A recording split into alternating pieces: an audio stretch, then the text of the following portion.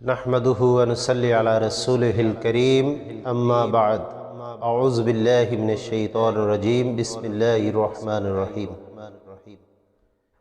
আজকে যেই কথাটি বলার জন্য এই ভিডিওটি করা, বর্তমানে সোশ্যাল মিডিয়ার মধ্য দিয়ে আমরা জানতে পারলাম বাংলাদেশের Islamic scholar doctor Mizanur Rahman আজহারিকে নিয়ে বিভিন্ন মহল থেকে বিভিন্ন চক্রান্ত শুরু হয়েছে।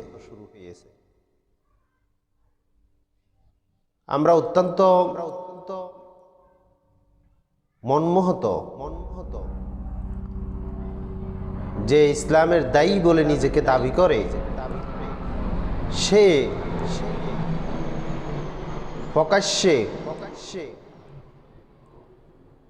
সোশ্যাল মিডিয়ায় এসে ডক্টর মিজানুর রহমান আজহারিকে হত্যা করার ঘোষণা দিয়েছে এবং কি সে প্রকাশ্যে সোশ্যাল মিডিয়ায় এসে বলতেছে মিজানুর রহমান আজহারির মাথা যে ব্যক্তি তার সামনে এনে দিতে পারবে তাকে সে 10 লক্ষ টাকা পুরস্কৃত করবে।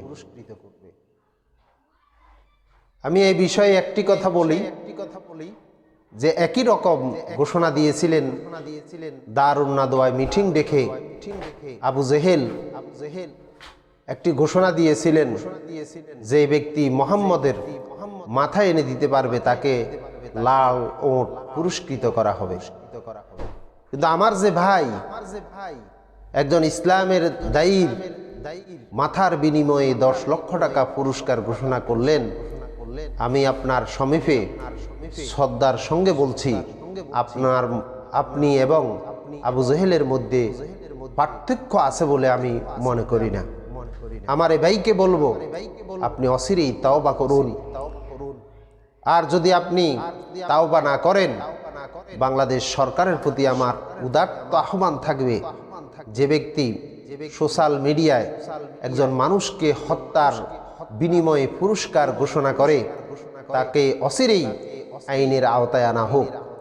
ওই লোকটি কোথায় থেকে এত অর্থ পেল, তার এই অর্থের পিছনের কি রহস্য আছে, আপনারা দয়া করে এর প্রতি দৃষ্টি দিবেন বলে আমি সরকারের প্রতি উদাত্ত আহ্বান জানাচ্ছি। মিজানুর রহমান আজহারি সে একজন মানুষ, তার কথার ভিতরে ভুল হতে পারে, তার 2 ঘন্টা 2.5 ঘন্টা সে লেকচার প্রদান করে। আপনার 2 ঘন্টা 2.5 ঘন্টা কথা বলতে গেলে 2-1টা কথা হয়তোবা আপনার মতের বাহিরে যেতে পারে, কিন্তু আমরা হয়তো তাকে শুধরিয়ে দেব। যদি আমি সত্যিকার দিনের দায়ী হই, তাহলে আমরা তাকে তার ভুলগুলো ধরে দেব, তাকে তা শুধরিয়ে দেব। মিজানুর রহমান আজহারি কিন্তু অসম্ভব ভদ্র মানুষ, শরীফ মানুষ। সে আপনার বিরুদ্ধে কথা বলবে না, আপনাকে কটাক্ষ সে করবে না, আপনার উপরে রাগান্বিত হবে না, বরং সে হাসি মুখে, আমার বিশ্বাস সে আপনার উপদেশ মেনে নেবেন বলে আমি আশা করি। কিন্তু আপনারা যে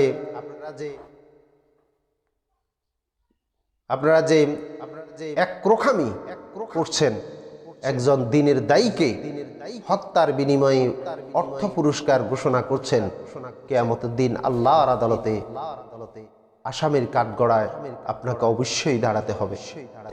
আমার বর্তমানে আপনার এই ঘোষণা আমাকে আবু জেহেলের সেই ঘোষণার মনে করে দিল। আমি মনে করি ইসলামের একজন দায়ীকে হত্যার বিনিময়ে যে অর্থের আপনি ঘোষণা দিয়েছেন, আপনি আর আবু জেহেলের মধ্যে কোনো পার্থক্য আর রইল না। সম্মানিত ভাইয়েরা, আমরা সজাগ থাকতে হবে। ইসলামের বর্তমানে ইসলামের গণজোয়ার দেখে বিভিন্ন মহল থেকে ইসলামের বিরুদ্ধে চক্রান্ত শুরু হয়েছে। আমরা এই চক্রান্তের বিরুদ্ধে সোচ্চার সচেতন থাকার সবাইকে আহ্বান রেখেই আমার আলোচনা এখানে শেষ করছি। সবাই ভালো থাকবেন, সুস্থ থাকবেন। আবার কোনো একটা নতুন ভিডিও নিয়ে কথা হবে। আল্লাহ হাফেজ। আসসালামু আলাইকুম ওয়া রাহমাতুল্লাহ।